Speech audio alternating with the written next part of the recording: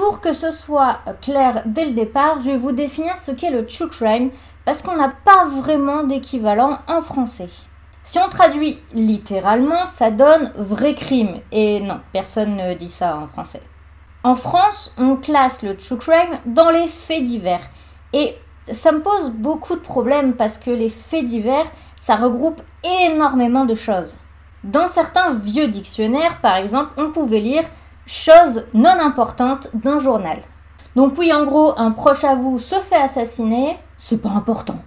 Et comme exemple, on peut aussi lire dans certains dictionnaires « petit scandale, accident de voiture, crime épouvantable, suicide d'amour, incident pittoresque ou insolite ». En gros, là, la mort de votre proche a autant d'intérêt qu'une chèvre coincée dans un arbre. J'ai voulu voir si dans les journaux locaux, en tout cas, c'était toujours pareil. Donc j'ai acheté le Populaire du Centre, qui est du coup le journal local de ma région, pour voir ce que ça donne aujourd'hui. Alors, je ne sais pas si vous verrez, voilà, les faits divers, ils sont à la toute dernière page dans cette colonne, et il y en a un qui est arrivé là parce que, je sais pas. Il y a donc 4 sujets qui sont une avalanche, un crime par balle, le darknet et le street art. Oui, vous avez bien entendu, il y a un meurtre par balle avec du street art dans la même colonne. Et c'est juste 7 encarts, donc qui est à peine plus long qu'un tweet, mais bon, ils l'ont mis en rouge quand même pour faire genre. Donc vous comprenez bien que le terme fait divers me pose vraiment problème et que je vais plutôt parler de true crime, même si mon accent est à chier. Alors donc si en français le terme fait divers regroupe tout et n'importe quoi, le terme true crime est quand même assez précis. Mais contrairement à ce que les gens peuvent penser, ce n'est pas juste les tueurs en série et les meurtres ultra sanglants. Peuvent être aussi considérés les enlèvements, les disparitions, les viols, etc. Bref, ce sont des crimes quand même un minimum violents ou étranges dans lequel il y a au moins une victime. Mais attention, un true crime peut parfaitement bien se terminer. Ça peut être un kidnapping très violent, mais dont la victime est retrouvée. Je le précise.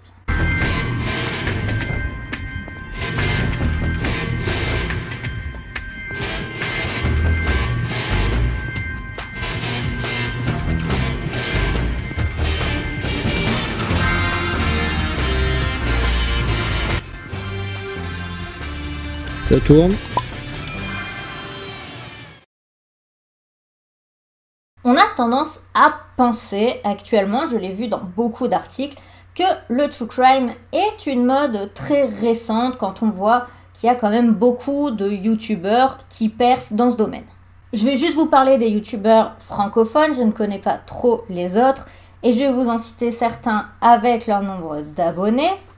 Nous avons par exemple la chaîne Ucrime qui a 149 000 abonnés, Victoria Charlton 177 000 abonnés et 2 livres qui sont juste ici, Sonia Liu qui a 215 000 abonnés et bientôt un livre mais je ne l'ai pas encore reçu puisqu'il n'est pas sorti, et aussi des vêtements dont ce magnifique t-shirt avec écrit Glocknerd que j'aime beaucoup. On a Liv qui a 713 000 abonnés, et ce pauvre Max Skies qui a tendance à être totalement oublié car on se concentre sur les youtubeuses, mais Max Sky est un mec donc on le zappe un petit peu alors que pourtant il a plus d'1 million d'abonnés. Vous pouvez retrouver leur chaîne en barre de description évidemment. Et c'est aussi sans compter les nombreux documentaires qui sortent sur Netflix qui parlent de true crime. Et ce qui est marrant, c'est qu'au moment où j'ai écrit ma vidéo, venait juste de sortir le documentaire sur le tueur en série, le fils de Sam, qui est très chouette puisque je l'ai fini en 2 jours. Donc c'est vrai que vu comme ça, quand on voit tous ces youtubeurs qui émergent et qui ont des gros nombres d'abonnés, quand on voit le nombre de documentaires qui pop sur Netflix, ça donne vraiment l'impression que c'est une mode ultra contemporaine. Et pourtant, ce n'est pas du tout un truc récent. Faut savoir que le crime, c'est toujours raconté, d'abord évidemment par le bouche à oreille, ce qui devait déformer des trucs, et ensuite par nos chers bardes en musique. Quand chanta pour les funérailles du roi Lot mort dans son lit. De quoi? Qu'est-ce que vous avez dit? Et quand est arrivée l'imprimerie, il n'a pas fallu bien longtemps pour que ce qu'on appelait des feuillets, qui étaient vendus par des colporteurs, racontent des histoires sensationnelles, et ce dès le 19e siècle. Depuis le 19e et jusqu'à aujourd'hui, c'est vrai que les journaux se concentrent quand même sur des questions plutôt politiques, ce genre de choses. Mais certains lecteurs préféraient des sujets un petit peu plus croustillants. Et ce terme de fait divers, que je n'aime pas, est apparu dès 1838 comme une rubrique fourre-tout. Mais certains journaux ont vite capté qu'il y avait un petit filon sur les faits divers, et c'est ainsi qu'on voit le petit journal sortir en 1863 et sa version illustrée en 1882. Et c'est déjà tardif, puisque aux États-Unis, en 1845, il y avait déjà The New Police Gazette. Je ne sais pas prononcer Gazette à l'anglaise. Et alors après, évidemment, au XXe siècle, de nombreux journaux ont vu leur apparition, comme en France, Le Nouveau Détective, qui existe encore et qui a pourtant été fondé en 1928. Mais bon, il a changé de nom en 1982 et depuis il porte donc le nom Le Nouveau Détective. Donc c'est bien la preuve que non, YouTube n'a pas du tout inventé cette mode. Mais là je vous parle de journaux, mais vous n'êtes pas forcément tous de grands lecteurs de journaux, depuis fin 20e, 21e siècle, ça se perd un peu, mais parlons télévision. Pour vous montrer que ce genre d'émission True Crime existe depuis longtemps, je vais vous parler d'une seule émission, qui est celle qui, je pense, m'a fait découvrir et aimer le True Crime quand j'étais quand même assez jeune, je pense, et c'est l'émission Les Enquêtes Impossibles. Présentée par feu Pierre Bellemare, elle a duré quand même de 2005 à 2016. Bon, elle existe toujours aujourd'hui, mais sans Pierre Bellemare, c'est plus pareil. Bonjour, je suis heureux de vous accueillir à nouveau sur ce plateau pour suivre en ma compagnie vos enquêtes impossibles. D'ailleurs, vous pouvez voir derrière moi des livres de Pierre Bellemare, car il ne s'est pas contenté de cette émission, il a écrit énormément de livres de True Crime. Et d'ailleurs, beaucoup de youtubeurs ont avoué s'inspirer de Pierre Bellemare et des enquêtes impossibles qu'ils ont connues bien avant que ce type d'émission existe sur YouTube. Donc on peut le voir, effectivement, le True Crime, désolé, ce n'est pas une mode récente. Alors certes, oui, YouTube a modifié la façon de présenter le True Crime par rapport au 19e siècle, ça paraît logique, mais le public est toujours là. D'ailleurs, Bernard Houdin écrit en 2010 « L'intérêt du public pour le crime ne faiblira pas et pour les médias de demain comme pour ceux d'hier, le filon n'est pas prêt de s'éteindre. » Des crimes, peu importe leur nature, il y en a tous les jours plein dans le monde entier. Pourtant, tous ne retiennent pas l'intérêt des médias et du public. Il y a donc forcément des types de crimes qui semblent plus intéressants, si on peut dire, que d'autres. Et même certains qui restent gravés dans les mémoires des années, voire même des siècles plus tard. Alors, pourquoi ces crimes-là captivent plus que d'autres ? Le premier critère auquel on peut penser, c'est évidemment le nombre de victimes faites par les tueurs, et donc on pense aux tueurs en série et aux tueurs de masse. Rapidement, la différence entre les deux, c'est que les tueurs en série commettent au moins 3 meurtres avec des temps entre chaque, alors que le tueur de masse va commettre une seule tuerie violente en une seule fois. Pour Thomas de Quincé, l'intérêt d'un crime retient plein de critères, mais pas quantitatifs. Et il est vrai que certains criminels sont très connus et n'ont pourtant fait qu'un seul crime. Alors si ce n'est pas le nombre de victimes, qu'est-ce qui fait un bon crime si on veut ? Eh bien, il y a 3 raisons. Premièrement, la violence du crime, qu'il soit commis sur la personne vivante ou sur son cadavre. Ce sont des choses que notre esprit a du mal à imaginer. C'est impensable pour nous, ça semble sorti de films d'horreur écrits par un mec complètement dérangé. Le crime est tellement abominable que même si on veut en détourner les yeux, une fois qu'on est au courant, on ne peut plus l'oublier. Ça crée un choc et on ne peut pas l'oublier, quoi. C'est ancré après dans notre esprit. Deuxièmement, la victime, elle-même. Et il existe deux types de victimes qui marquent plus que d'autres. Déjà, les crimes commis contre les célébrités ou par des célébrités.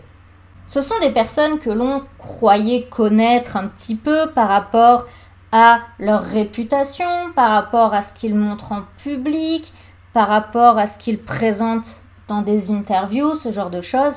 Et là, on découvre avec stupeur que tout ce qu'on savait de cette personne, c'est faux.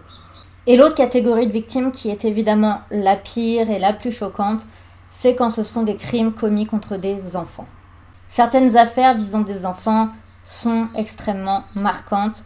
Personnellement, j'ai évidemment grandi avec les photos du petit Grégory et de Estelle Mouzin, sans même savoir qui ils étaient. Je voyais leurs photos, mais je ne savais pas qui c'était.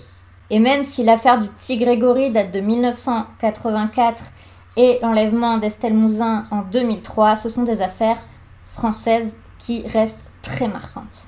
Et la dernière catégorie, ce sont les crimes mystérieux.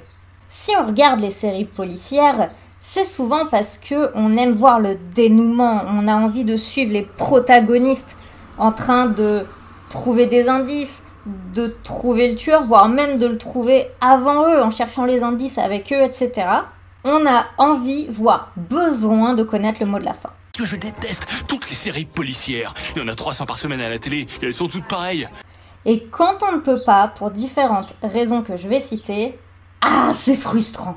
Il y a plusieurs catégories de crimes mystérieux. Déjà, si on ne sait pas si c'est un meurtre ou un suicide, si c'est un enlèvement ou une disparition volontaire, ça c'est très frustrant parce que on ne sait même pas s'il y a eu un crime. On veut résoudre un truc, mais on ne sait même pas s'il y a quelque chose à résoudre. Ceux où on doute de la culpabilité du suspect. On ne sait pas, est-ce que c'est vraiment lui qui a commis le crime? C'est pas sûr. Et on va se mettre à chercher nous-mêmes des indices pour essayer de savoir si c'est vraiment lui le coupable, si c'est quelqu'un d'autre. C'est très frustrant là aussi. Et enfin, évidemment, ceux où le criminel n'a jamais été identifié. Ça, c'est horrible. On peut évidemment penser à Jack l'Éventreur ou le tueur du Zodiac. Mais malheureusement, on peut aussi penser à l'affaire du petit Grégory, où il y a de très fortes chances que l'affaire ne soit jamais résolue. Maintenant que vous savez que c'est pas une mode actuelle et que il y a certains types de crimes qui nous passionnent plus que d'autres, la question, c'est pourquoi on est attiré par le crime? Qu'est-ce qui...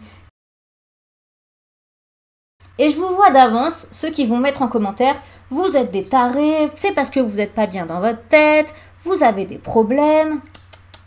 Je vais vous prouver que vous aussi, vous êtes légèrement attirés par ce qui est un peu glauque. Je vais reprendre pour ça un exemple qu'a cité Sonia Liu, qui est l'exemple de l'accident de voiture. Si vous passez en voiture proche d'un accident, vous allez automatiquement ralentir si vous êtes le conducteur et, conducteur ou passager, tourner la tête vers l'accident. Vous allez vouloir voir ce qui se passe, à quel point les voitures sont cabossées, est-ce qu'il y a des blessés, bref, à quel point l'accident est violent.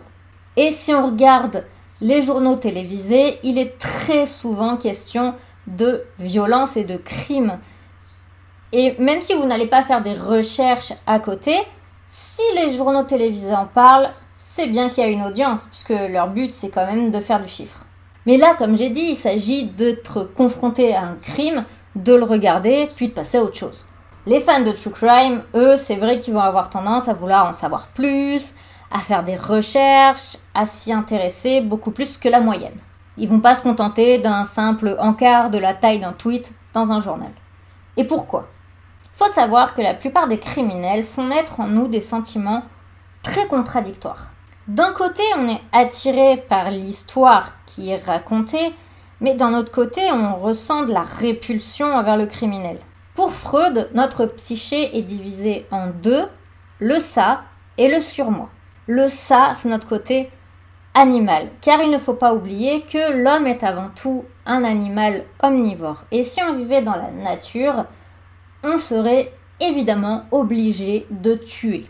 Donc une espèce de fascination pour le crime qui réveille ce côté animal un peu violent qu'on a au fond de nous. Mais de l'autre côté, il y a le surmoi, qui lui fait de nous vraiment des humains, qui du coup range notre côté animal par rapport à notre éducation, par rapport à la morale, par rapport à la vie en société, etc. Et c'est ce surmoi qui nous fait ressentir de l'horreur pour le sang qui a été versé et de la pitié pour les victimes et leurs familles. Car oui, les fans de True Crime ne sont pas que fascinés par le criminel, ils sont aussi très tristes pour la victime et leur famille.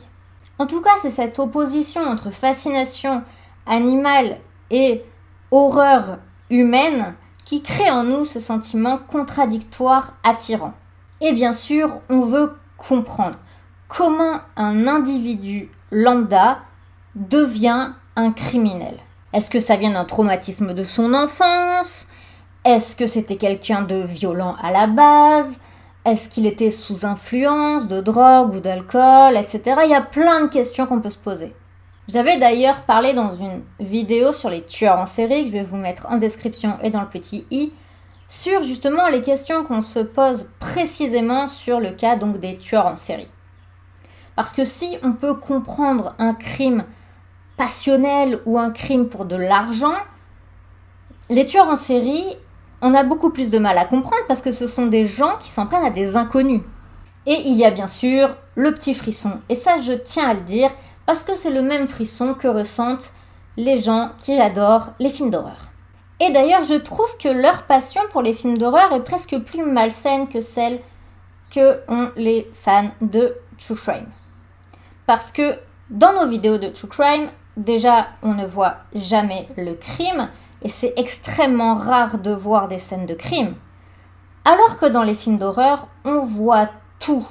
On voit les crimes, on voit le sang, on voit les corps abîmés, on voit les coups, etc. Alors, qui sont les voyeurs assoiffés de sang ? Les fans de True Crime ou les fans de films d'horreur ? Sur ce, j'espère que cette vidéo vous aura plu. C'est pas un True Crime, pour le coup, c'est une explication de ce qu'est le True Crime à mes yeux et des raisons pour lesquelles moi j'aime ça. J'espère donc que vous aurez aimé, que vous en aurez appris un peu plus. Sur ce, je vous fais des bisous, je vous dis à dans 2 semaines puisque j'ai changé du coup et comme c'est trop dur de faire une bonne vidéo toutes les semaines, ce sera tous les 15 jours. Par contre, les dimanches, vous aurez toutes les semaines une vidéo sur ma chaîne secondaire qui s'appelle MJ Dust Twitch et qui montre des moments intéressants de mes lives Twitch. Et d'ailleurs, n'hésitez pas non plus à me suivre sur Twitch. On se marre bien, c'est sympa et ça change de ce que je fais sur YouTube. Donc je vous fais plein de bisous. J'espère vous retrouver sur ma chaîne secondaire et sur Twitch et donc à dans 2 semaines.